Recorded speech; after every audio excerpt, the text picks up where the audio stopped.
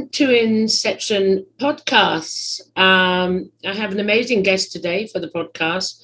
However, I just want to say please like and subscribe. Too early in the morning, and I've got a lozenge in my throat. And please check out Inception, Forbidden Knowledge News Network, where you will find some amazing creators on there as well. Just a brief sort of selling tactic there, because I'm very excited to welcome my guest today to go through the 8 doors of consciousness. Welcome, Miguel. How are you? Good. Yeah. Are you ready? Yeah, ready to rock for sure. Right.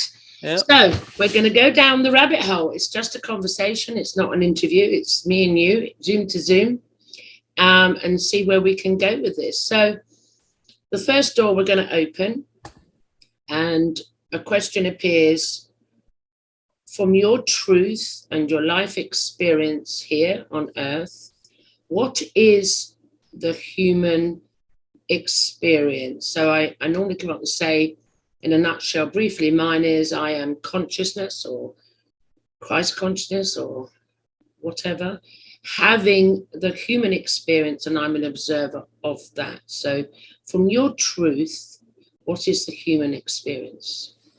Baffling. Fundamentally baffling, I would say. Give it your best. Just about everything that I experience here confuses me.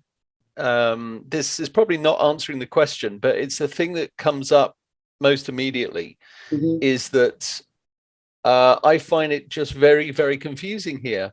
That the people are just very alien to me, in that the absolute overwhelming obsession with fear and hate and anger and ego and just nonsense. I mean, it is absolutely crazy. And it's crazy to me that we've got this far along, the year 2021, and we still have not coped with the concept that humans come in different forms. Okay. That there are different skin colors and creeds and faiths and sexes, and that we have to create hierarchies all over the place. Okay. We have to have crazy levels of inequality, and everybody accepts this. And so to me, the human experience is a wildly strange one. Brilliant. I mean, I'm going to go back to the first part of it. So I took from that, you can always correct me, this human experience, and this will touch on the second door we're going to go into, is alien to you. You can't understand it. And I so resonate with that. I may express it, my narrative will be different, but, you know, even from a child, I said, I don't belong here for some reason. It doesn't sink in with me. I'm different. So I'm going to take that very quickly to the second door.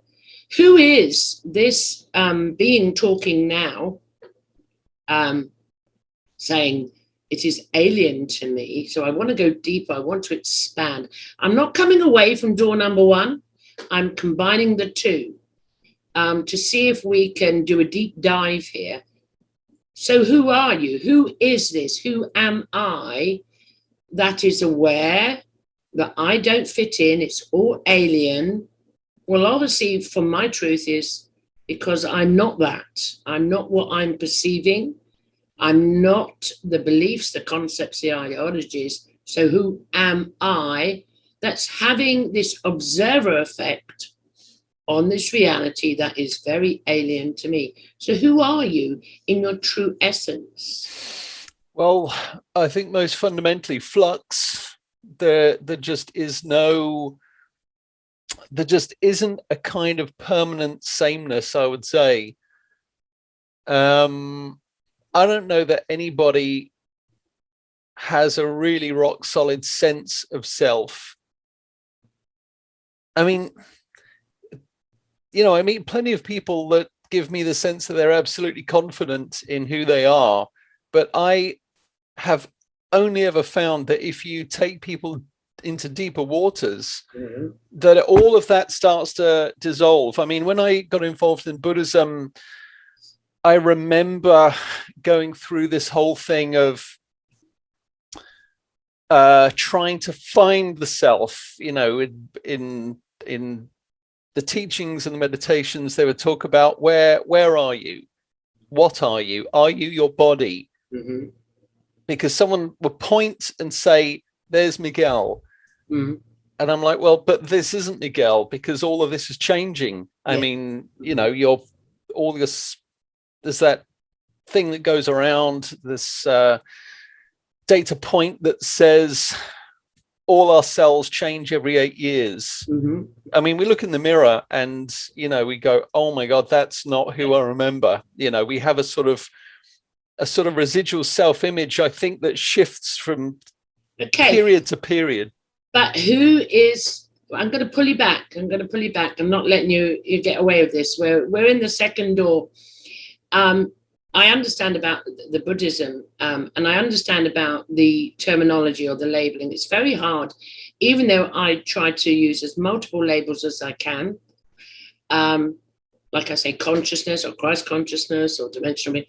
In my true essence, and I said this on a recording of a podcast yesterday, I cannot define my true self by words. It's an experiential knowing and interaction in the realms of the spiritual, paranormal, whatever you want to call it. However, I still want to come back. You're talking of your observations. And quite rightly, I agree with you that, some people are very confident, and that's fine. That's their path. That's their truth. However, I just use terminologies that will possibly resonate with another, because for me, it's undistrict, it's intangible, unknowing. However, through the process of what is the human experience and who am I, the observer, I'm observing everything.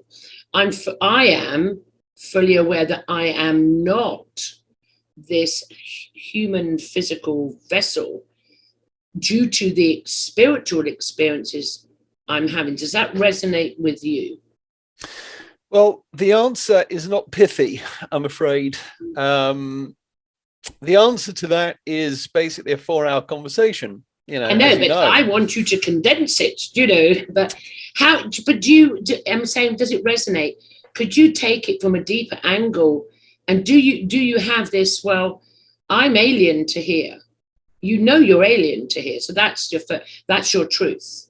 Okay. I'll say this. I don't think I have ever found any use for labels. No, that's true. Because I'm just one of those people who, for whom labels don't tend to stick very well. Okay. I don't feel, people might look at me and say, there's a white man. I don't feel white. Mm-hmm. I don't feel like a man. I'm with you on that one. I'm gonna interject here. That is on the physical aspect of the identity of you. You are amazing. The work you do is amazing. That is a personalized identity. I'm talking about the consciousness, your consciousness in here. That's the area I'm saying, yes, is unnameable. However, we use terminologies. Would you then, if I can just maybe go through a side door and say, do you identify as Miguel, the physical? That's him over there. He's amazing. He does books. He does that. Or do you know that you're more than what others perceive you to be, or even what your own identity perceives you to be? Well, I'm going to frustrate you. That's fine by me. You go. I'm going to frustrate you, and you're not going to love it. But I don't, like I said, I don't really do labels. Other people do. They're happy with that. It's important. Okay. At various points, I have tried different things on, and people have said, oh, that's Miguel. When I did renewable energy policy, I was known around the world as the feed-in tariff guy. I would show up at conferences and they'd be, oh, they'd see my name badge. Oh, you're the guy who wrote feed-in tariffs. You're the blah blah blah blah blah.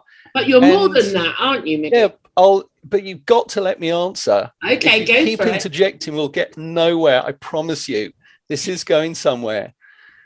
So every time people try a label on me, I find it doesn't work. It just in almost any category that people can find, Miguel the author, I think, okay, but even that, I think that I naturally am skeptical of definitions and absolutes, because I tend to find that almost any label is slippery.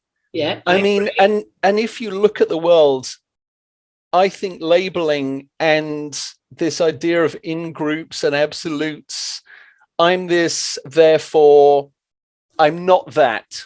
Yeah. Right.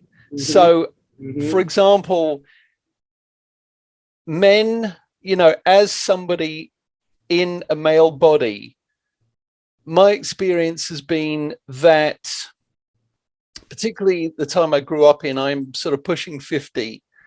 So I still grew up in, the tail end of an older definition of what being a man is.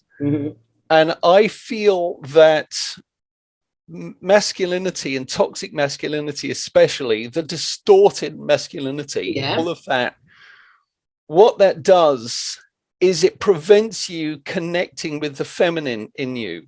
Okay, yeah. That's the thing that it does. So when you oppress somebody else, you oppress yourself. You oppress that in you. So all the people that go out there and decide, all the far right people who publicly will say, well, all homosexuals should be murdered. All people who aren't white should be shipped back to Africa or wherever. The opportunity that they miss to connect with those parts of themselves and experience a fuller sense of self is just, that's part of the bewilderment that I experience, because I feel like if I go to, for some reason, Spain always comes to mind. If I go to Spain, Spain has an enormous amount of depth and breadth to offer me. And if I go openly and I go, I'm going to visit a church, I may be agnostic, but I'm going to go and visit a cathedral, a church. I'm going to go to some religious festival. I might also even go to some nightclub in the Balearics. I might hang out on the beach. I might go and check out ancient architecture. If you do all of that, imagine all the things that adds to you as a being, right? So that's my general philosophy. I think it's beautiful. For me, you've answered the question already. And I always say, what you've done, you've identified what you're not, which is part of any human experience. I don't identify as a host. I hate to say this, but I've got to go and answer the door. Oh, go answer the door. 2 seconds. He'll be back. And we have a wonderful scenery, guys. Look, it's a forest with a secret path. Oh, my goodness. I wonder where that is. More likely Miguel's back garden or somewhere he knows. But just wait for him to return. And he's back. I was just admiring your scenery. Is it your back garden I'm looking at? No, that is actually the Forest of Dean. It's puzzle wood. Beautiful. I love it. Right, let's get back. Come on, deep dive in. Now, I loved your narrative there, and for me, listening, you actually answered the question, which the most important part of the question when you say, "Who am I?" Always through my experience here is I've always said what I am not first. I've always gone through that. It's just, I'm not this, I'm not that. I'm more than the co-host. I'm more than the teacher. I'm more than the criminologist. And they're just labels. So I have no issue and I did not dislike that answer. I love that answer because the response was, I resonate exactly with what you say. So hold on, we're going to go to door number 3. And guys, I know Miguel, and I've had many conversations with him. So I knew I was ready today for him to give his truth. So, and I'm finding it really exciting. Okay, door number 3. We're going to go deeper down the rabbit hole. And we're going to expand on door number 1, number 2. I'll shut the door behind us. I'm down there. I've got a coffee. I'm sitting down and I'm waiting for this answer. This being that you are, that you do not identify with any label that anyone suggests, and all the sub-labels and concepts that go with it. You, the observer of this, this being that you spoke about in the last door, why are you here then? Why are you here in this 3D reality? Because you've come in door 1, I don't know who I am, which is perfect, because none of us really know the truth. Okay, we're exploring on a journey. Door number 2, that one, no, the human experience. Sorry, door number 2, who am I? We really don't know. Door number 3, why am I here then? This being that doesn't fit in, everything that seems to be alienated, and all they do is give me labels, but it's not this being, because I'm coming out with equality, compassion, empathy, love, and I'm witnessing, what the hell am I doing here? What is, we're going to jump straight into door number 4, actually. What is this reality that we're in, Miguel? Well, in terms of why am I here, I do not know, in any comprehensive way. Again, I wouldn't pin myself to anything. No. There's lots of theories out there, and I don't know. Well, I don't know that anything does at this stage. And part of it is that, I have MS. I have had it for 12 years. Mm-hmm. And this is the year where my legs are really going. I mean, really going. Yeah. And, I woke up this morning for the first time having to think about the possibility of only having months left where I can even stand. Mm-hmm. And the horror of that is beyond my capacity for description. Okay. Right. And so you take that, and then you look at this question of this theory that it's all experience.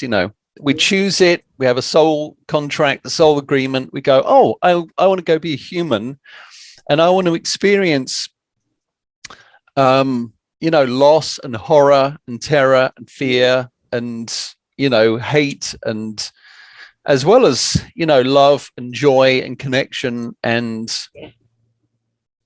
the crazy beauty of this world, and a species hell-bent on destroying it, and denying that it's destroying it. I mean, we've got the climate change conference going on in Glasgow at the moment, and it's just, I've been to a couple in my work, and it's there's an Earth experience.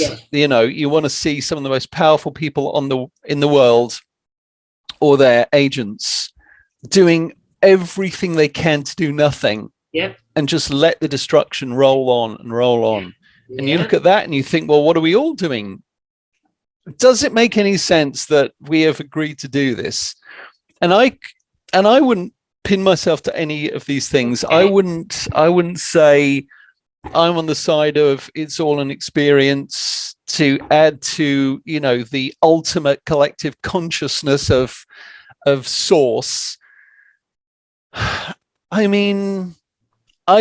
Because I don't get what that does. People say, it's all about evolution, baby. Mm-hmm.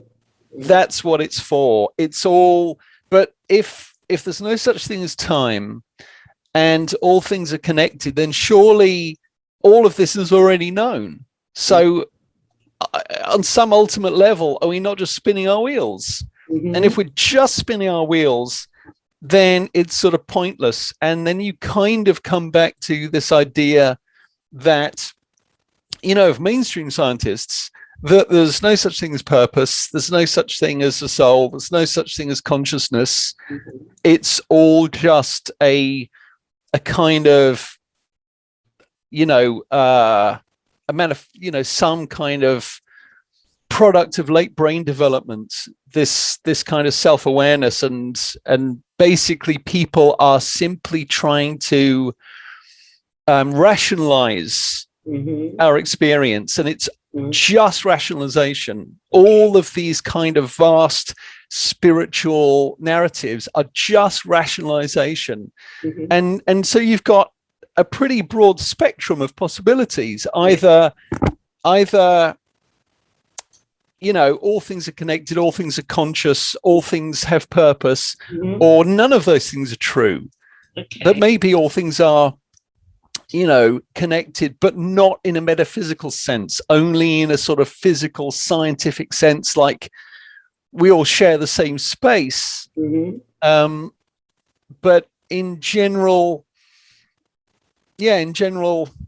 I just don't know. I'm at a point where... Truthful answer. Yeah. It's a very truthful answer.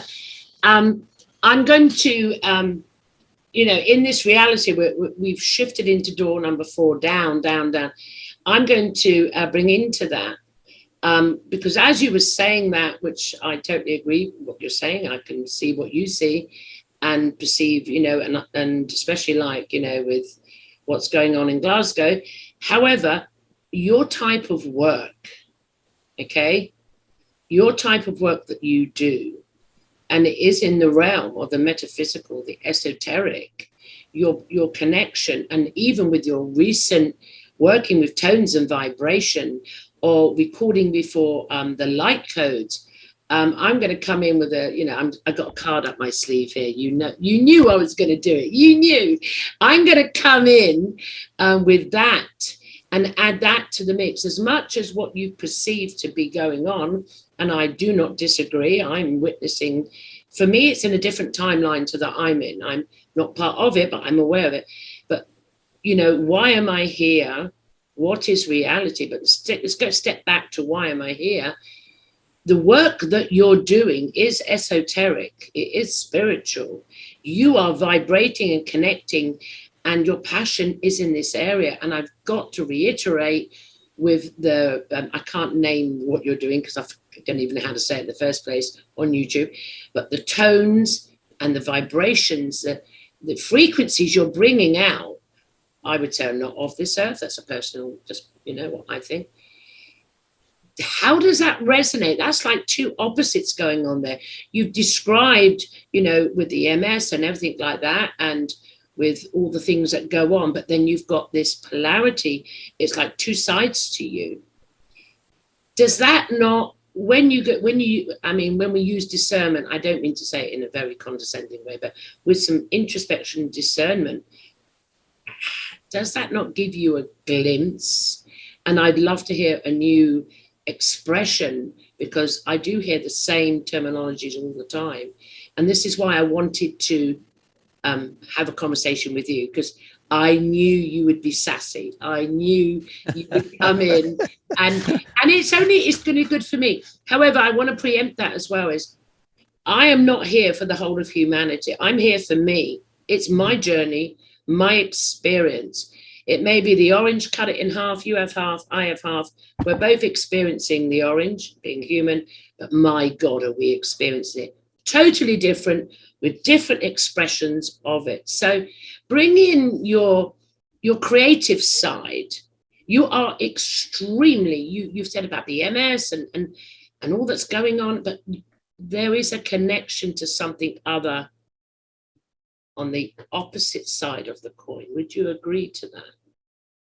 I don't think I understand the question. I knew you were going to do that. I knew you were going to use a version. I knew it. No, I really don't. I genuinely Okay. don't know what the question is. I mean, Okay. if you could say in one sentence what the question is. That's impossible with me, Miguel. You know that. I go on a tandem. Okay, let me try and condense this down. You expressed quite rightly you don't know who you are, which is, yeah. You expressed that. Well, I'd say that I know what I value. And I think that, when I've tried to, Yeah. you know, define some sense of self, I think that we can be defined in many ways by our values, because they can change, right? But I think that they're pretty important. Yeah. And for me, my values primarily, number one is equality. I believe absolutely everything is equal to everything else. And I do not give a damn what anybody else thinks about that. I feel so strongly, profoundly. It's like I think of, imagine a car. Yeah. It's like saying, I mean, try to argue in an absolute sense that the steering wheel is more valuable than the tires. You can't. It makes no logical sense. The whole is the thing, right? Every component is in relation to everything else. Everything has value in that vehicle, or it wouldn't be there. Even the damn cup holders. Yeah. There's a reason for them to be, right?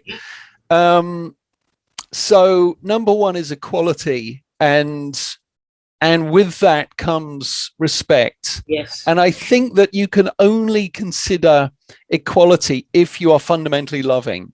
Yes. If there is something in you that is loving. I mean, if I look at Tories and Republicans and right-wing people, I think they're profoundly unloving people. Yes, because they don't give a damn about other people. I'm trying to keep my language as... No, you can swear on the podcast. It doesn't matter. It's my podcast. You can swear. It's a struggle.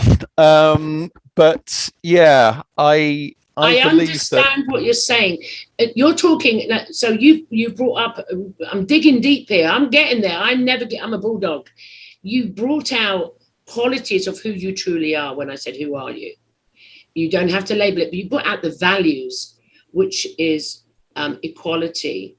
And I know that and I don't say this to embarrass you anyway, I know you're a very loving human being, because the help that you give to others and the inspiration, and you're just out there to help others. I know that. So you've defined in a totally, which I did ask that you would, and you did, because I just love that. You defined it so beautifully. It's the values. You went back and said, okay, it's values of equality, of love. And I can see it out there. It's not there, but it's in me. And you're quite right. What goes on with the rest of it is none of our business. Really, it's none of our business. We're connect and resonate with who resonates with the same values as us. So you are this being, we can just hold it at that, this being that contains values, love, compassion, empathy, justice.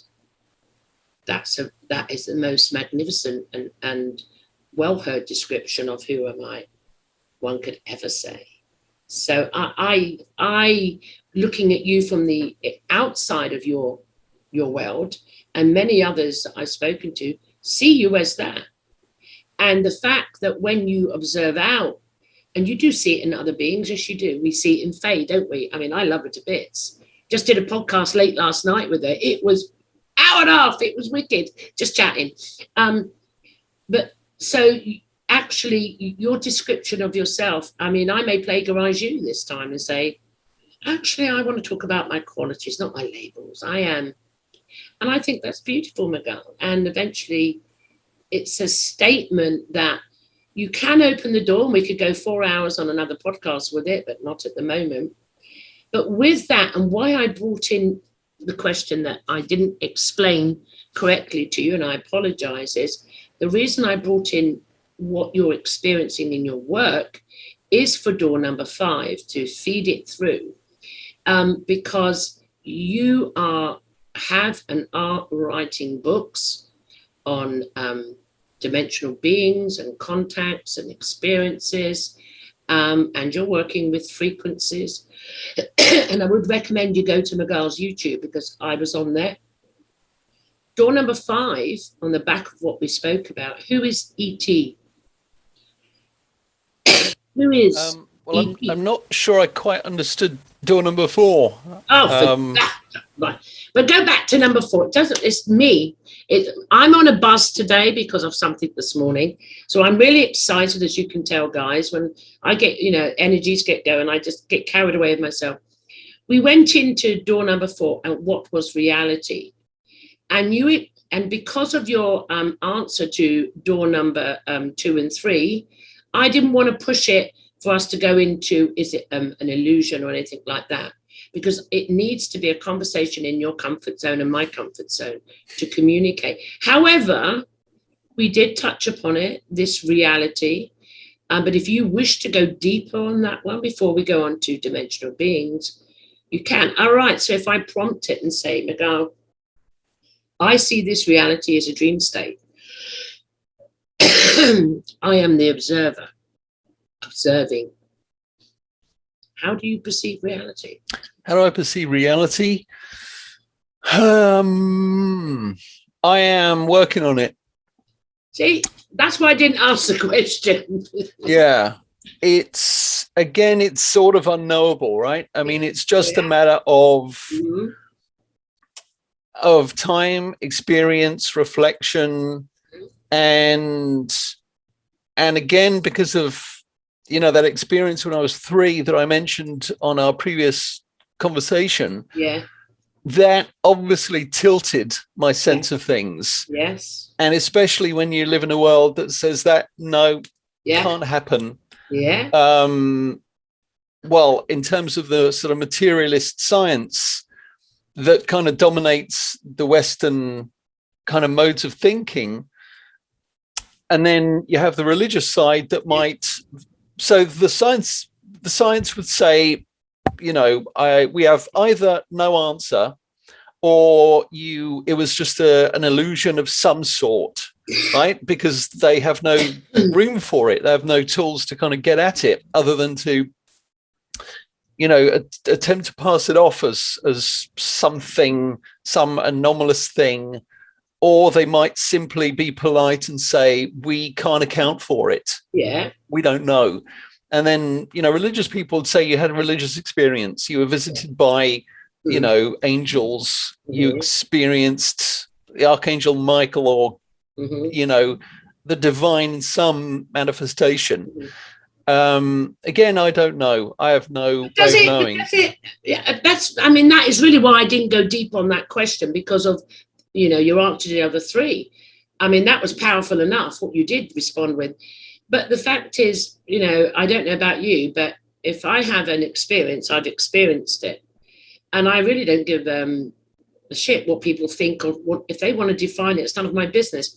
It won't define it. I will define that, like the experience you spoke about when we spoke the other day.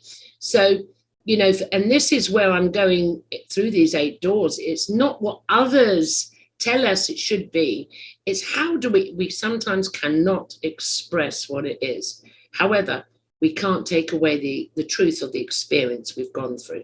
I mean, I agree that, what happens. We know memory is faulty. Memory is an odd thing, that there is an understanding in some quarters that every time that we only remember an incident correctly once, and every time after that, all we're doing is remembering the memory, and then that obviously continues. It's not recursive, but it is sort of progressive. No, you just I get keep that. Remembering, memory, and it's like recording from one tape to another. For young people, they don't know what that is, but we used to use these little cassettes. We did, and every time you record, you degrade the recording. But that's fine. I mean, as I said, that's why I didn't really go deep on, and I combined door 3 and 4. Why am I here? What is reality? Because I do actually listen to what my guest are saying. So to try and take it in a comfortable zone, but you answered all the questions. When we rewatch this, you'll see.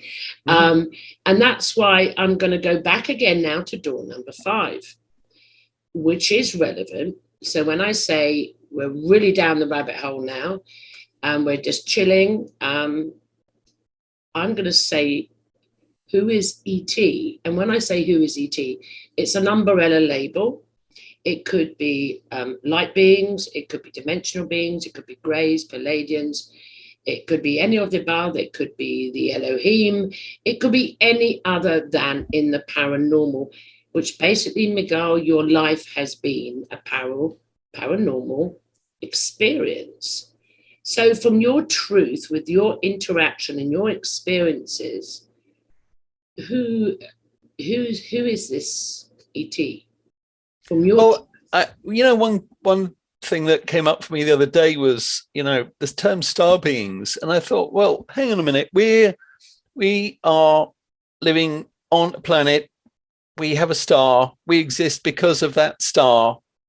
No star, no life.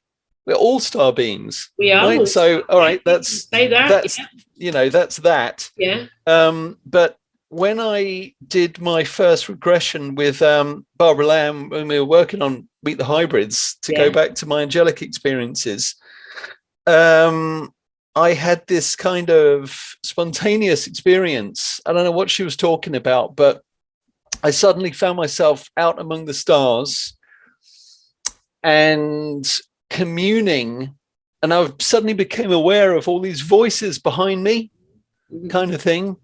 And what I would call a susurration, if you go into a conference room or something like that, or even a school hall or whatever, if you're around a lot of people and they're talking quietly, you can't hear specifics, but you can hear lots and lots of voices chatting.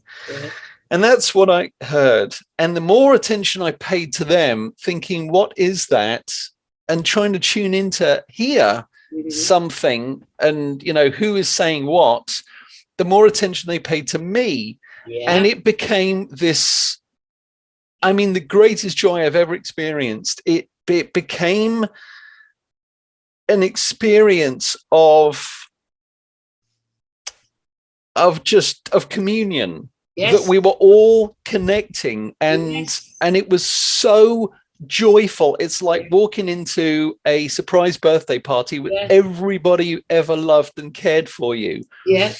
And I wanted to see, well, what is this? And I turned around, and at my shoulder I could see all these, really what it was just a field of intelligence, a field of pinpoints of light, just endless.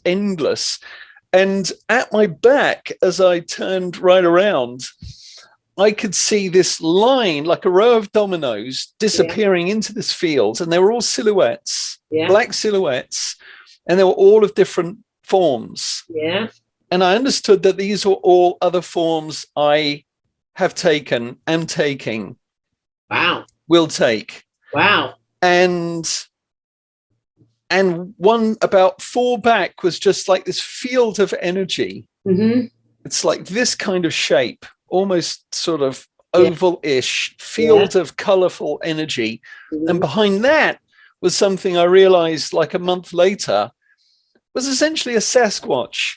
It was this tall, hulking, shaggy-haired creature with this sort of short, smallish, conical head sunk into these enormous shoulders. Anyway, and then I understood that after each incarnation, we essentially review. We go, okay, what was that? What was that experience? What did I learn? What didn't I learn? What would I like to learn next? What do I want to go experience next? And in the way that we would dress each day, depending on what we're going to do, you will simply take the form that's most appropriate to the experience you want to have. There you go. And that was the experience. And that's profound. That wasn't just an experience. That is your truth. It is profound. And I totally resonate with everything that you just said. So when you said earlier on, you know, like when you wake up, so I have very similar to you. And I wake up most mornings and, oh, fuck, I can't even walk today. Hello. And I've questioned that. But what you said early on, then I would say, I say to me, okay, I've got this. This is the debilitating whatever at the moment. But I'm aware of what you just spoke about when you went into regression with Barbara Lamb. So I'm aware of it, but I'm not suffering from it. So I don't question it. Did I choose whatever? Well, I don't think that's the optional word. I chose to experience different and multiple things at all times. There you go. So I resonate with that. That was a profound and deep and a very expansive answer. And you answered a lot of the things all in one. Okay. I want to ask you before we go to door number 6, when you were in that space, and I've been in that space, did it seem familiar to you? Like a familiarity, like a home-ish or any? No, not in that way. Not in that feeling you might get when you see maybe, I don't know, an object or a painting, or could be anything. Humans, you know, have an amazing ability to identify with things and to connect with them.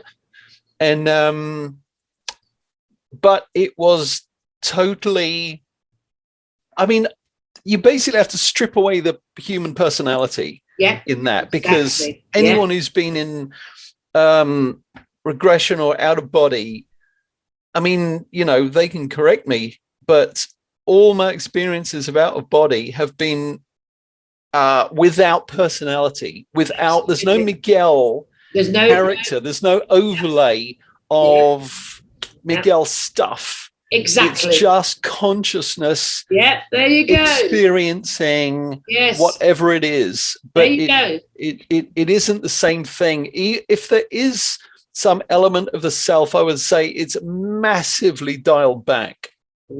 That was fantastic. You just made a statement that made my heart smile. It's just consciousness having the experience. I knew we'd get there. You know what I'm like. I knew we'd get there. It is just consciousness having the experience. You've already touched on door number 6. From your truth, and everyone's truth is the correct truth. There's no judgment here. But the door number 6 is, oh God, that was wicked what you just said. How are we, I'm going to say, well, how are we connected to them? But you gave your truth of your experience. Well, it was multiple you experiencing different experiences. You call it past lives. It doesn't matter what we label it with. So when I say, well, how are we connected? I personally, my truth is they are me, I am them. Whatever way we want to describe, you know, all timelines at one place or past lives, to me, you can say what you want.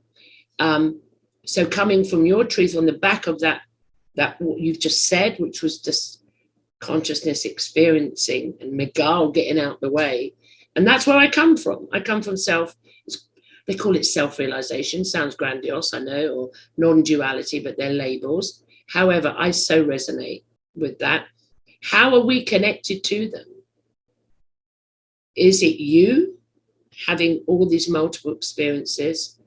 We're deep diving on this one, or do you have another answer to that one? Well, I mean, it's an interesting question as to the you in that sentence, in that if I'm taking all these different forms and having all these different experiences, is there some, are they just meta versions, meta aspects of some fundamental unified being, central being, that all of this is funneling into?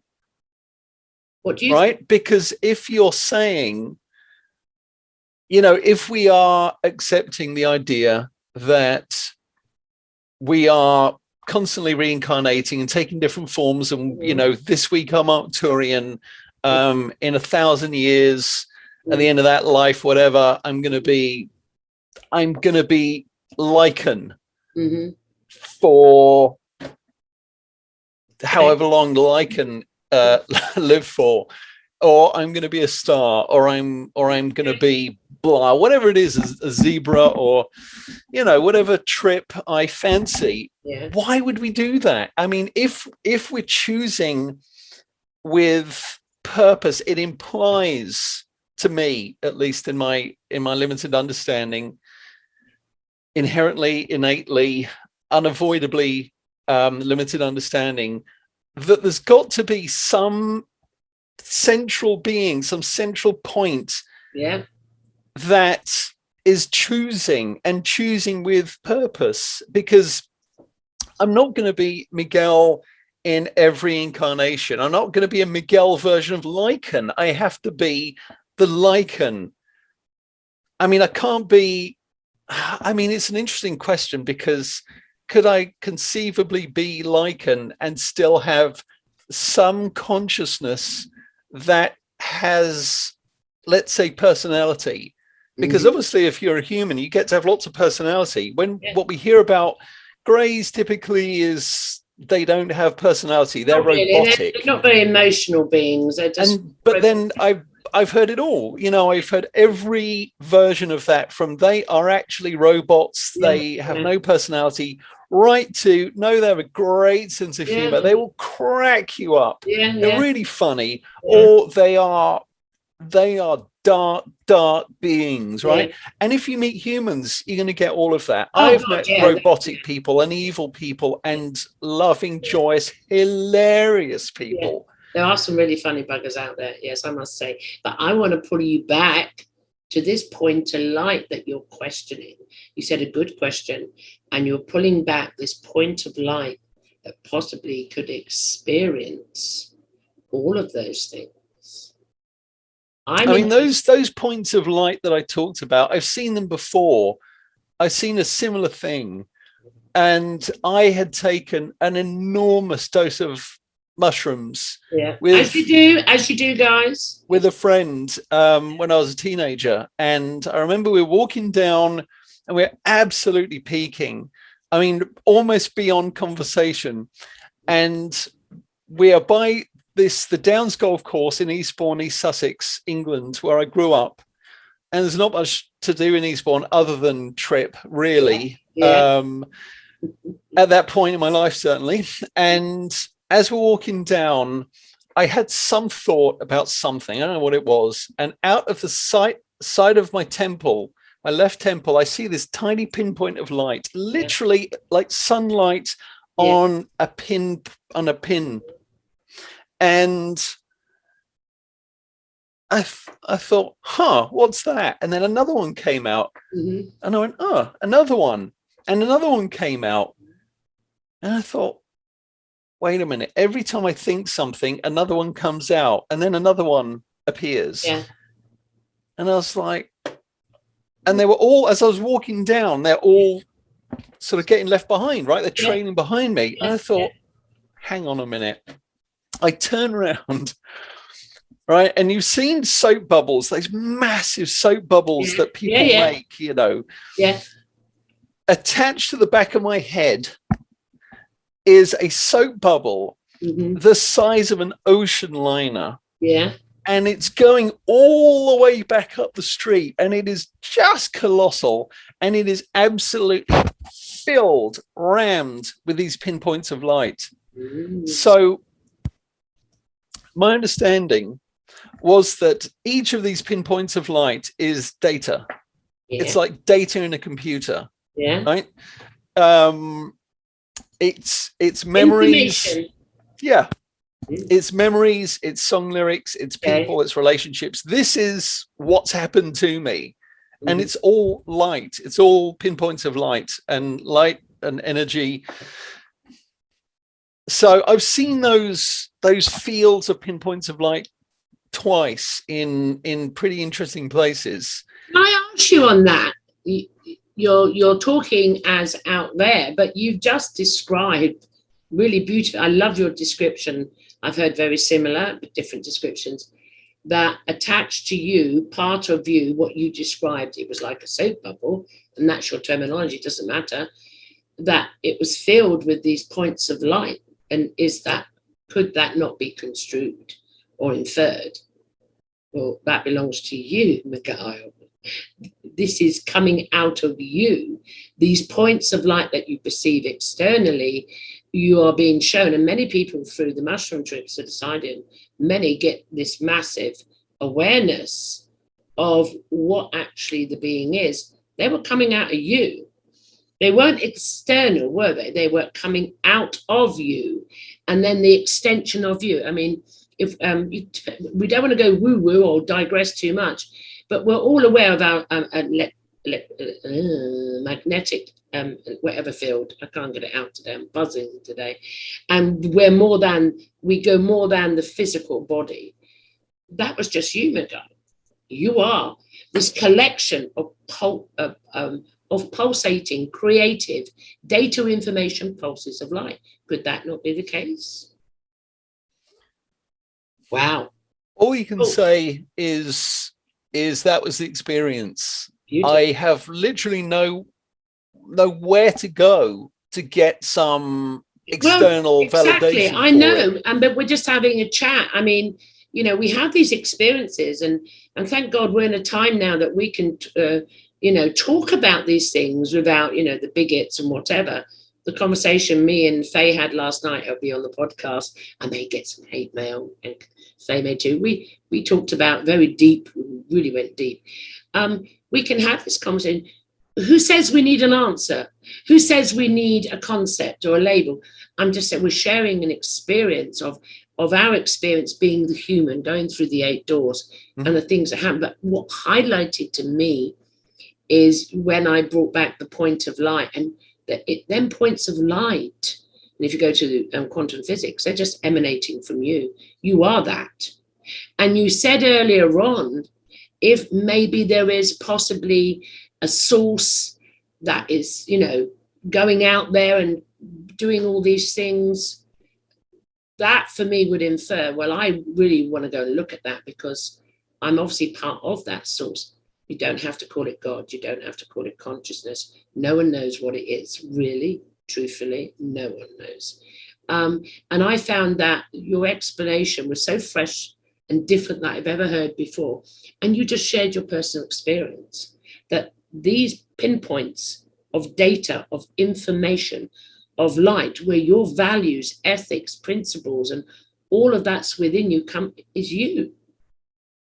So if I said to you now, you could, and I'm not jesting, I actually may use it. If someone said to me, well, who are you in the greater scheme of things? I'll say, well, I'm a point of light, a point of consciousness. I'm data, I'm information. There you go. That was fantastic, that answer. That was right. We got to go on, because we'll go off another 4 hours. I always do it with you. You just get me so riveted. Right. Okay. Now, on the back of the work that you're doing and your most current book that you're writing, okay, these beings that you've experienced, I've experienced, and billions of others have experienced, and part of your book, why, from your truth, from your understanding, we've all got limited understanding, we're all seeking to understand it more, why are they here in this 3D timeline now? And to the extent that the lights of yourself are writing books on it, why are they here? We're aware they've always been here from the get-go, but however, I want it in the context of current modern history, so to speak. Why are ETs and interdimensional beings and all the rest of it showing up exponentially at the moment? Well, and you're writing about it. Again, there are multiple interpretations depending on people's experience, right? Okay. Some people say they're here from you though, Miguel. You, not I don't know. I what do I know? Nothing. I don't You know. do. You I don't do. have a phone number. I mean, if you're saying, what do I, what's my truth? My truth is that I don't know, Okay. but I can tell you what people tell me, and I can add some kind of personal spin on it. I want I your mean, personal spin then. I mean, your passion, you're doing these major works. You're also helping other experiencers like Faye. Faye, you can send me the check in the post, okay? And Miguel. You're helping others to promote their books and share their experiences. So you've got a passion there, Miguel. You've got that spark there. So your personal spin, I don't want to hear about anybody else, what they think, because I never take on another person's belief. I listen, but that's their truth. That's fine. I'm asking your truth. And on the back of what you've just shared with us in this podcast, I know it's going to be good.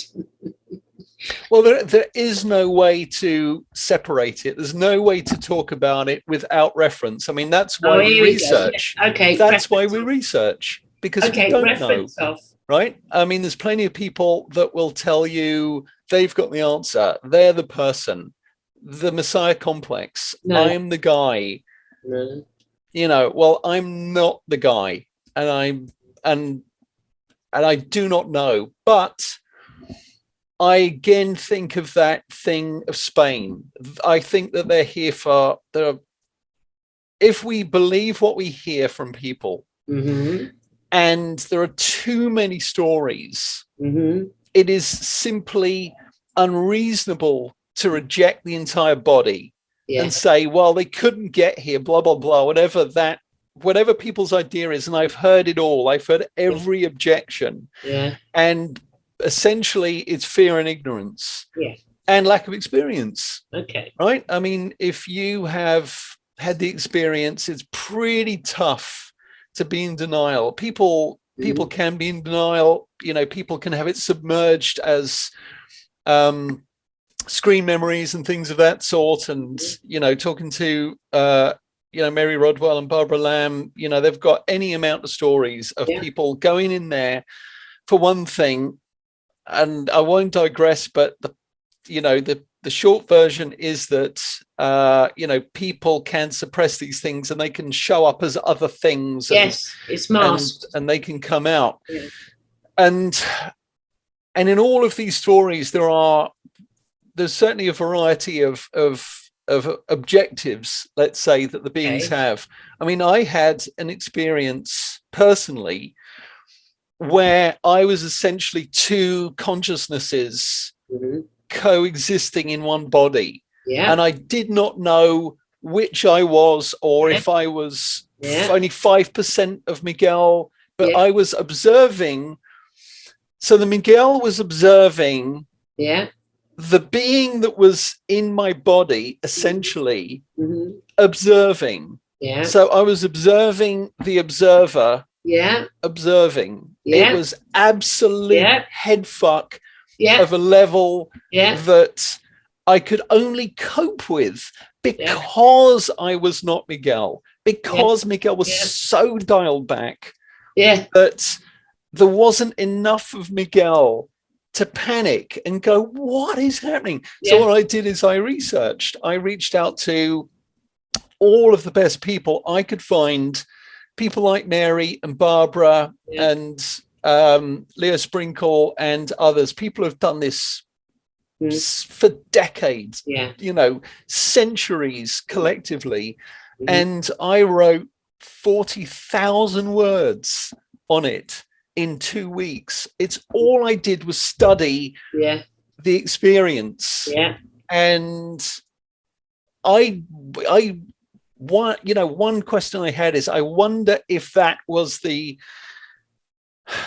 presence that I'd experienced at age 3 had decided to drop into my body for a couple of weeks and walk around and see what this is actually like. I have no way of knowing. Maybe I've experienced that. I have a few times. Maybe you just experienced you. You become the observer, and you just experienced you. It is like your brain gets fucked. It's like it fries because the identity is not there. The left brain is definitely not there to analyze and is it good, is it bad, is it this, how do I look at this, what's the outcome? That's left brain analytical, and you're just in it, and then when you come out of it, you go, what the fuck just happened? And because you can't explain it, we all go into research to see if another, and that's the whole point of conversations, or when I had Mary on the show, it's another explanation of something that I've experienced, but I could hear it from a different, person. It may, to try and help me. I couldn't understand certain things, and I still really can't. I know I become the observer. I was aware, but I wasn't there, but I was still aware. I knew I hadn't gone anywhere, but I wasn't there. The identity was not there. I still can't explain it, then just say that. So I resonate exactly with what you said.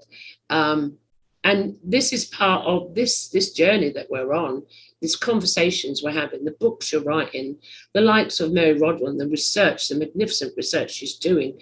This is what these conversations are about, on consciousness and experiencing and being human and hybrids and ETs. Right. I mean, we talk about it because we don't have answers. We have experiences without answers. Exactly. Often. Yeah. I mean, sometimes, again, people have very clear answers. Experiences will say, I have been connected with these beings for decades. I mean, that's what Being with the Beings was. Yeah. My third book, it was about the experience of being a long-termer, a lifer. And what these guys learn, because if you're only just getting involved and you are terrified and in complete ignorance, and you go to, Barbara or Mary or someone of that ilk, and you sit down and say, something is happening to me and I am cracking up. I've got to talk to somebody about this.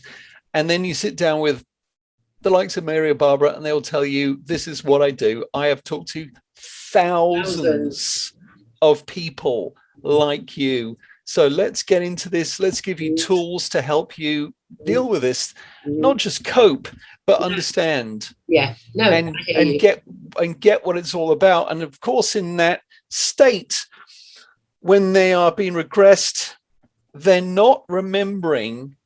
It is actually happening in real time. It's not fake. They are, because of this thing, there's no time, and there's no barrier between consciousness and information. Yeah. They're able to connect in real time with the beings on the ship and say, so what are you guys up to? What's this about? And again, long answer, but from all of these experiences, I think that there are many, many, many different purposes in the way that all of us have different purposes. And really the biggest question that I have is the question of purpose in existence. Yeah. I mean, that's a common one. It's a big one. Does it have built-in purpose? Yeah. And all purposes are simply emergent properties, if you like, of that fundamental purpose. And if that fundamental purpose is just evolution through experience, then that makes sense. Yeah. But it's just that when you're buried in experience, especially a very hard one, say somebody is in Afghanistan right now, or in Iraq or Syria, or God knows how many different nations across the world. You can look at your circumstances and, have somebody try and persuade you that you chose this. You chose to have your entire family wiped out by a drone strike. It wouldn't work, and it would never be said like that. It's never. I've never known that ever to happen, and it wouldn't happen. I agree with you. That is another podcast. So we're not digressing, but I agree with you. That cannot happen and would not happen. And I would never see that ever happening that way. So, but I'm going to digress. No, come back. We'll leave that one there. We'll do another podcast. We'll go deep. On door number 8, which is the last door, where we sort of expand upon what we just spoke about, these beings. Many are noticing, I mean, obviously as an experiencer, we're aware, but many are noticing now and coming forward and have thought they've never even had any experience with any of these beings, whether it be angels or the Elohim or E.T. or Palladians or whatever. And the question keeps coming up, and that's why it's in the podcast on door number 8. Okay, we're here, and all that we've, on the back of what we said, why are these beings so interested in us that they keep on they have been and still continue to interact with us? They're so interested. You could go via abductions, you could go procedures or downloads of consciousness or visions. Why, from your truth, do you think they are so interested in us now at this time space continuum, 2021? And it has risen exponentially. The amount of people I know that say, oh my God, these people are waking up, they're experiencing ET, there's more, and more's coming in. Is there a purpose, or why do you think they're so interested in us? Homo sapiens, sapien, Miguel and Gloria. Why have they contacted us? Why are they still contacting us? Well, I mean, the question supposes that it's interest, and some of it may be interest, others may not be interest, it may be instrumental, purely instrumental. But for example, depends on the experience. I mean, I know for myself, every time contact, there was a spiritual expansion. Yeah. You know, something positive always come out. I'm one that has, never experienced the negative, what people speak of. But even those that have spoken of negative in the beginning, most of the time come back and say, no, I perceived that wrong.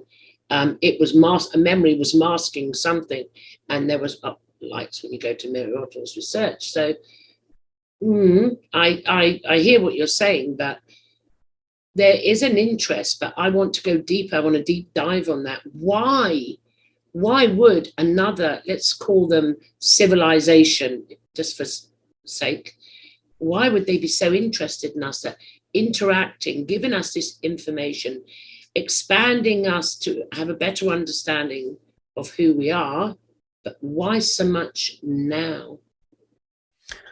Well, again, to pick up where I left off, there are obviously a lot of scenarios around hybridization for them to be able to live here.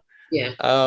There are those who talk about, in the work that Free did, Ray Hernandez, Mary Rodwell, all those guys, I think they changed their name and changed the sort of terminology and so forth to consciousness and contact and so forth. And it's, I get it. I mean, it's tough to find the right language to put around this. Yeah. Because, you keep, the further you go into it, definitions, and it gets really tricky, to put labels on this. But what I always come back to is that, they're all kind of too late in a sense, in that, the planet's capsizing. A lot of people, I mean, I spent 10 years involved in that environmental work and studying.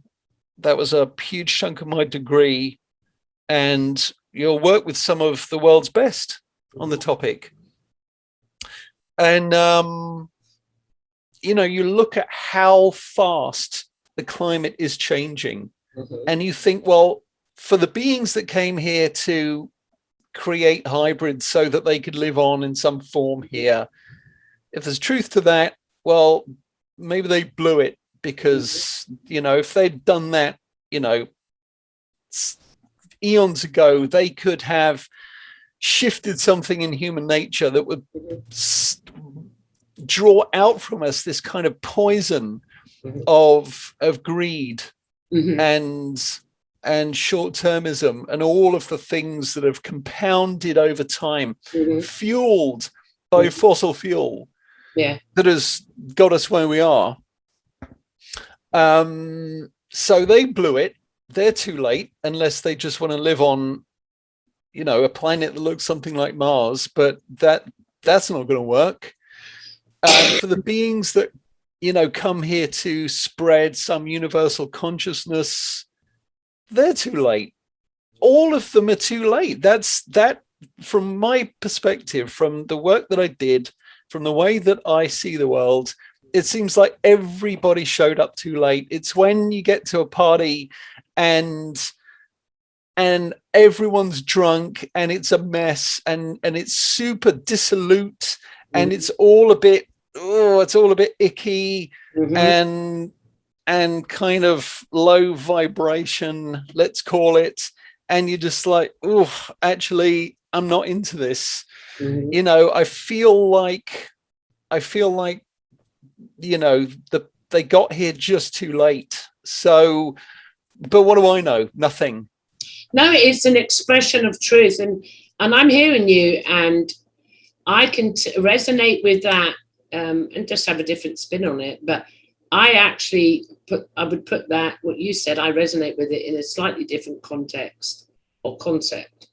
It does perceive to be, it's too late. However, it could be a plan B.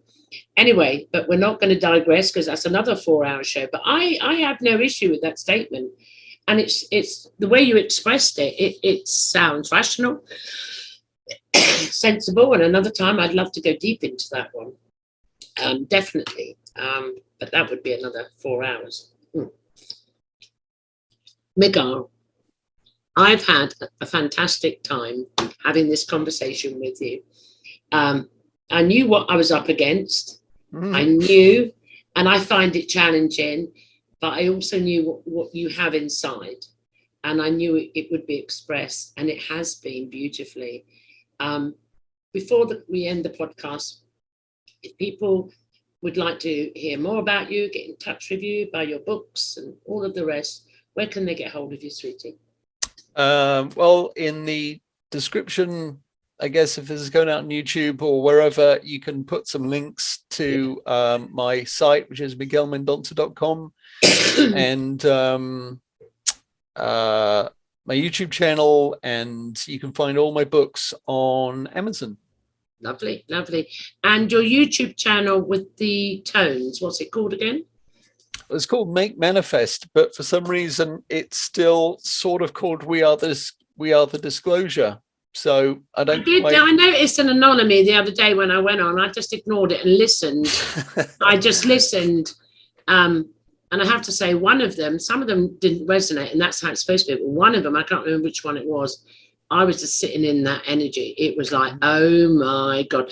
And I was watching the blue lights go round which kept my eye on that and the vibration. And I was like, I'm like vibrating here. And I was, and that was after I said to you, I'm sure you're creating something like Codes, Miguel. I'm sure you are. But the other ones didn't. And that's how it should be. Something resonates, something doesn't. So yeah. I do recommend that you follow and go and check out his, it's not music, is it? What's it called? It's got a technical geeky name. What is it? Well, I mean, I'd like to think that it's music. Well, do you know what I mean? But you've got some technique, I don't know. Well, according to me, it's all technique. Well, I mean, it's made on a modular synthesizer. Yeah. A modular synthesizer. There you go. But yeah, there's one that I'm just doing the video for now, and it should be up in a few hours. So by the time this goes out, it should be up there, which is basically, I'll be there. I got this crazy new oscillator, and I flukily just happened to find, because it's so complex, flipping switches and moving dials, I somehow started creating whale song. Wow. Whale song. And so I screwed around with that for like 20 minutes. And so I'm going to cut that down to a shorter video just with a demo of how you get whale song out of this thing, or it's whale song-esque. You know, it was spooky. Well, I'll be I filmed it as soon last as you night. upload it later on today. I'm recording again, a couple of more shows to record, but I will be on there and I'll be listening. But one of them, should have wrote down the name, it really resonated with me. And I just sat there watching this blue light go round. Oh yeah, that's the sequencer booster. Yeah. And cool. I was watching the dot, dot, dot, dot, and I just kept going, and it was like, whoa, what is Miguel doing here? And because there's a lot of frequencies I won't listen to because they're low vibrational. There's certain music I will not listen to because it's low vibrational. It affects, it does affect your energy, so to speak. And I went through them, I went, no, well, that's not true. And then this one went boom, and I went, oh wow. And it was quite a long one as well. So thank you for that. So on that note, thank you everybody for watching the podcast. Not sure when this one will come out. However, I will, when it comes out, add some links because it comes out from the Forbidden Knowledge News Network. When it's released from then, I will add Miguel's links underneath as well, and it'll be on the Facebook page. And thank you for watching. Until next time, it's goodbye from me, and it's goodbye from Miguel. Take care, everybody. Bye.